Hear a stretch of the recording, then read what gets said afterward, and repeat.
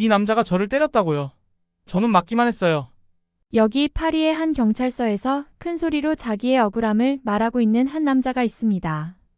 그 옆에는 아름다운 외모의 여성과 다른 남자가 있는데요. 경찰관은 소리를 지르는 남성을 조용히 시키며 그 옆에 여자와 남자에게 무언가를 물어보는데요.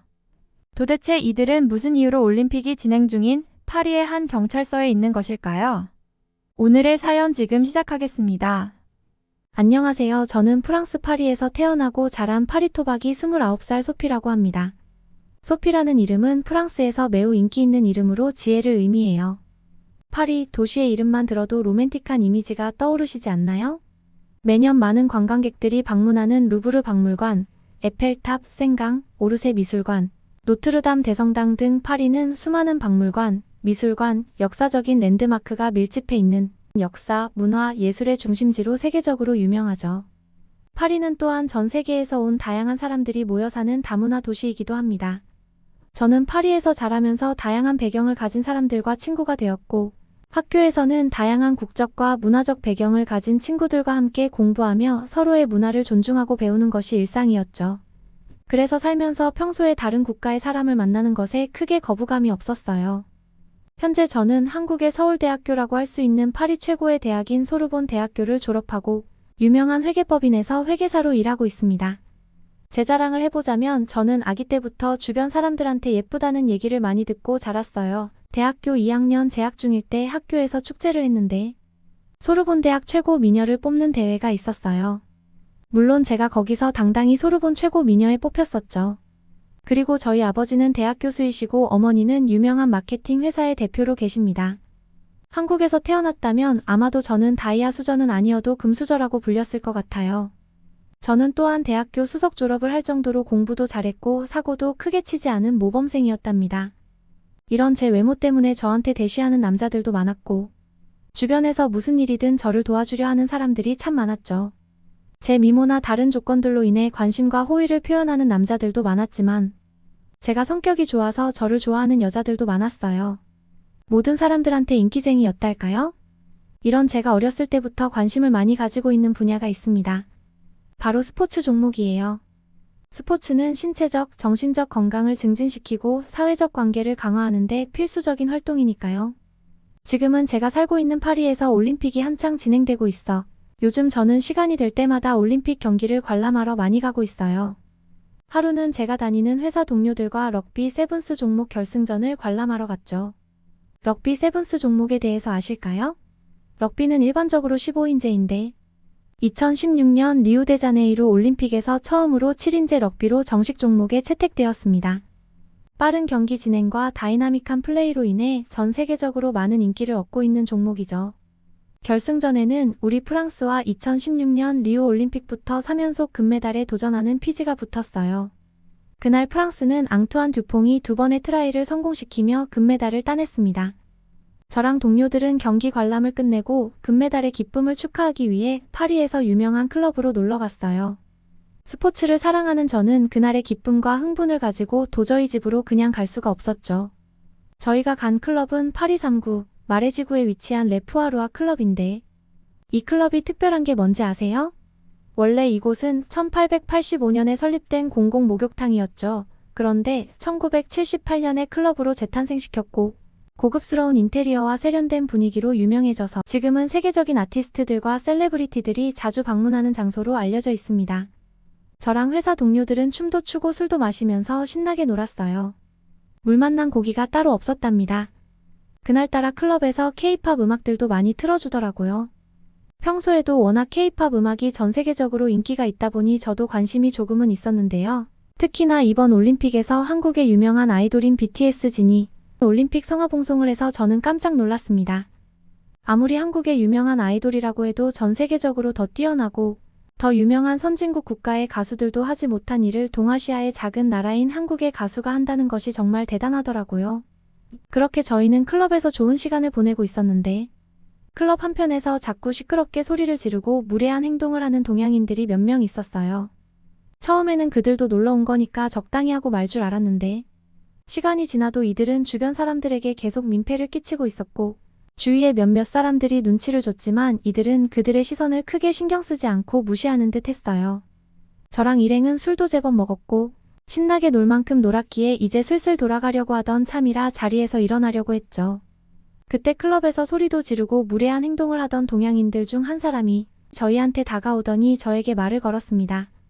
저는 중국에서 이번에 올림픽 경기를 관람하러 온 사람입니다. 아까부터 계속 지켜봤는데 정말 이쁘시네요. 혹시 합석해서 같이 놀 수 있을까요? 라고 물었습니다. 저는 클럽에서 나가려고 하던 순간이라 거절의 의사를 말했습니다. 하지만 이 남자는 끈질기게 저희에게 합석을 요구했고 저랑 일행은 말이 통하지 않는 이 남자를 지나쳐 나가려고 했죠. 그 순간 이 남자가 제 손목을 붙잡고 더 강압적으로 함께 놀 것을 강요하지 뭐해요. 저는 잡힌 손목을 뿌리치려고 했지만 제 연약한 힘으로는 손을 뺄 수도 이 남자를 밀쳐낼 수도 없었고 같이 온 일행들도 다 여자라 저를 도와주지 못해 옆에서 발만 동동 구르고 있었어요. 잡힌 손목이 너무 아파 소리를 지르려는 그때 또 다른 남자가 나타나 제 손목을 잡은 중국 남성의 손을 잡고 제 손을 빼주었죠. 그 남자는 같은 프랑스인이 아닌 중국 남자와 비슷해 보이지만 다른 동양 남자 같았어요. 그러자 그 중국 남자는 소리를 고래고래 지르며 제 손을 빼준 남자에게 달려들었습니다. 다른 남자는 달려드는 중국 남자를 재빠르게 피하며 손과 발을 번개처럼 사용하여 중국 남자를 때려 눕혔죠. 그 모습이 마치 드라마나 영화에서 나오는 무술고수 같았어요. 제가 눈을 깜빡 감았다 뜨는 순간 어느새 중국 남자가 바닥에 쓰러져 있지 뭐예요. 그런데 제가 저를 도와준 남자에게 감사의 인사도 하기 전에 프랑스 경찰관이 나타나 쓰러진 중국 남자와 저, 그리고 저를 위해 싸운 다른 동양 남자를 파리의 한 경찰서로 데려갔습니다. 프랑스 파리는 과거에 테러 공격도 받고 치안에 관한 문제가 종종 제기되기도 했지만 비교적 치안이 잘 유지되고 있는 도시인데 올림픽 기간이라 평소보다 특별히 더 테러 방지 등 순찰이 강화되어 주변의 신고로 금방 경찰이 도착한 듯 했어요. 그곳에서 중국 남자는 역시나 큰 소리로 경찰관에게 얘기했습니다. 자신은 이번 올림픽에 참가한 중국 올림픽 선수단의 중요 관계자이며 저에게 호의로 같이 놀 것을 제안하던 중이었고 갑자기 나타난 옆에 남자가 무작정 자신을 향해 폭력을 행사하였다고 말이죠. 자신은 피해자이며 무고하다고 일방적으로 맞았음을 경찰관에게 어필했습니다. 그 말을 들은 저는 너무나 어이가 없고 화가 났지만 꾹 참고 경찰관에게 제 손목을 보여주며 중국 남자가 저에게 강압적으로 손목을 잡고 무례한 행동을 했으며 옆에 남자는 저를 도와주고 먼저 달려드는 저 사람을 피해 방어적인 행동을 한 것이라고 말했죠. 경찰관에 보여준 제 손목에는 세게 잡힌 손자국이 있었으며 사실 중국 남자는 외관상 크게 다친 곳도 없었고 쓰러질 때 바닥에 부딪히면서 생긴 약간의 타박상만 있었죠. 결국 저와 저를 도와준 남자 그리고 중국 남자는 쌍방과실로 인한 가벼운 훈방 조치로 경찰서를 나왔습니다. 중국 남자는 경찰서를 나오자마자 꼬리를 만 개처럼 조용히 사라졌고 저는 저를 도와준 동양인 남자에게 도와줘서 고맙다고 감사의 인사를 전했습니다. 그러자 그 남자는 자신은 한국에서 왔고 이름은 민준이며 이번에 올림픽에 출전하는 한국 태권도 국가대표 선수 중 한 명이 자신의 지인이라 경기를 관람하기 위해 파리에 왔다고 말했어요. 그러곤 자신 또한 태권도를 10년 넘게 하여 유단자라고도 하였죠. 저는 태권도가 대단한 무술인 것 같다고 칭찬했어요. 평소에도 수많은 남자들에게 대시를 많이 받고 사귀기도 하였지만 진정으로 사랑을 느끼는 사람은 없었는데 이 한국 남자에게는 왠지 모르게 자꾸 눈길이 가고 같이 있으면 더 심장도 빨리 뛰고 이상했습니다. 저는 이렇게 헤어지는 게 아쉬워서 번호를 물어보았고 민준도 흔쾌히 허락하며 번호를 교환했습니다. 시간이 늦어 우리는 다음에 만날 것을 약속하고 헤어졌고 그 뒤로 민준과 연락하여 같이 만나 밥도 먹고 한국 대표팀의 올림픽 경기도 관람하며 시간을 보냈습니다. 그러던 중 민준은 한국에서 급한 일이 생겨 한국으로 돌아가야 한다고 하였고 헤어짐이 아쉬운 저는 샤를 드골 공항으로 같이 마중을 나가게 되었어요. 공항에서 떠나는 민준을 보니 눈물이 나려고 했지만 가까스로 꾹 참고 저는 용기를 내어 민준에게 고백을 했습니다. 진심으로 민준을 만나보고 싶다고 말을 했죠. 살면서 남자에게 처음으로 하는 고백이었습니다. 항상 남자들에게 고백을 받아만 왔었는데 말이죠. 하지만 민준은 거리도 그렇고 만난 시간이 길지 않아 고백을 받아들이기가 어렵다고 예의 바르게 거절했습니다. 저는 민준에게 고백을 거절당했다는 충격에 잠시 멍했지만 정신을 차리고 연락이라도 계속하고 싶다고 말을 했어요. 민준은 알겠다고 말하며 비행기에 탑승하는 곳으로 들어갔고 저는 아쉬운 마음에 민준의 뒷모습을 계속 보다가 안 보일 때쯤 공항을 나왔습니다. 그 뒤로 계속 우리는 메신저로 얘기를 하였고, 눈에서 멀어지면 마음도 멀어질 거라 생각했지만 제 마음속 민준에 대한 그리움은 갈수록 커져만 갔죠. 저는 일이 손에 잡히지도 않고 민준이 보고 싶어 회사에 휴가를 내고 민준이 있는 한국에 가기로 결정했습니다. 민준에게는 한국으로 여행 가려고 하는데 겸사겸사 얼굴을 보자고 말을 하였죠. 민준은 흔쾌히 한국에 오면 연락하라고 말을 했습니다. 그렇게 한국에 도착한 저는 깜짝 놀랐습니다. 동아시아의 작은 나라라고 생각했던 한국의 인천공항은 프랑스 파리의 샤를 드골 공항과 비교해도 손색이 없는 공항이었어요. 아니, 더 뛰어난 공항이라는 생각이 들었죠. 넓고 세련된 터미널이 저의 시선을 사로잡았고, 고급스러운 인테리어와 함께 곳곳에서 반짝이는 유리창은 마치 미래 도시를 연상케 했어요. 깨끗하고 체계적인 공항의 모습에 감탄하던 저는 공항 곳곳에서 친절하게 도와주는 직원들이 눈에 띄자 더욱 놀라지 않을 수 없었습니다. 첨단 기술이 접목된 시설들, 신속한 출입국 절차, 그리고 전반적으로 효율적인 공항 운영 시스템은 저에게 인천공항이 단순한 공항 그 이상임을 느끼게 했어요. 인천공항은 세계 최고 수준의 공항이었습니다. 인천공항의 매력에 놀라고 있는 그때 민준이가 저를 데리러 공항에 왔습니다. 민준이는 자신이 한국의 서울에 살고 있다고 했어요. 서울로 가기 위해 민준과 저는 대중교통을 이용하기로 했습니다. 민준과 함께 지하철로 이동했는데 저는 다시 한번 놀라움을 금치 못했어요. 한국 지하철의 넓고 현대적인 역사는 마치 거대한 쇼핑몰처럼 느껴졌고, 역마다 잘 정돈된 안내 표지판과 다양한 편의시설들이 저를 더 놀라게 했어요. 지하철 노선도는 복잡하게 얽혀 있었지만 매우 체계적이고 직관적인 디자인 덕분에 금방 이해할 수 있었어요. 특히 모든 지하철 노선이 정확한 시간에 맞춰 운행되는 점은 프랑스 파리의 지하철인 메트로와는 차원이 다른 시스템이었어요. 사실 선진국 중 하나인 프랑스 파리의 메트로는 오래된 지하철 역사와 비교적 좁은 플랫폼, 때로는 불규칙한 열차 운행으로 많은 파리 시민들이 불편함을 느낄 때가 종종 있거든요. 하지만 한국의 지하철 내부는 매우 깨끗하고 넓으며 에어컨도 시원해서 한여름에도 추위가 느껴질 정도였고, 무료 와이파이까지 제공되는데 그 속도가 엄청 빨라 저는 다시 한번 감탄했습니다. 저의 놀라움은 여기서 끝이 아니었어요.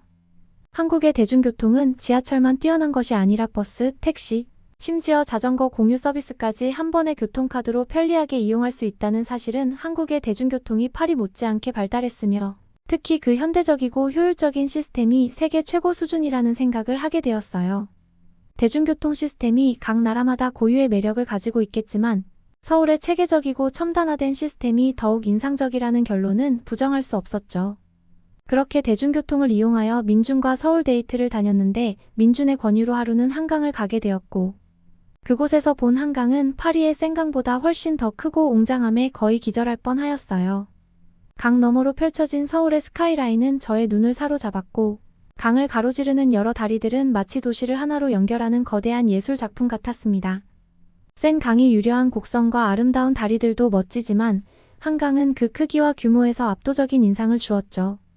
특히 한강 주변의 공원과 다양한 시설들에도 감탄을 하였는데, 사람들이 자전거를 타고 강변을 달리거나 가족들 또는 친구들끼리 피크닉을 즐기는 모습은 파리의 센 강변에서 자주 보던 풍경과는 또 다른 매력을 지니고 있었어요.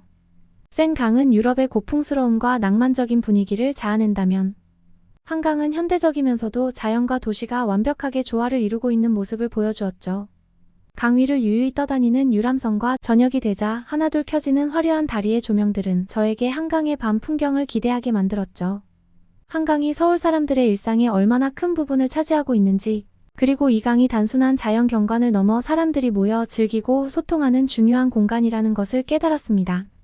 서울에서의 유쾌하고 놀라움의 연속이었던 2박 3일의 일정의 마지막 날, 민준은 저를 서울의 유명한 한식당으로 데리고 갔어요.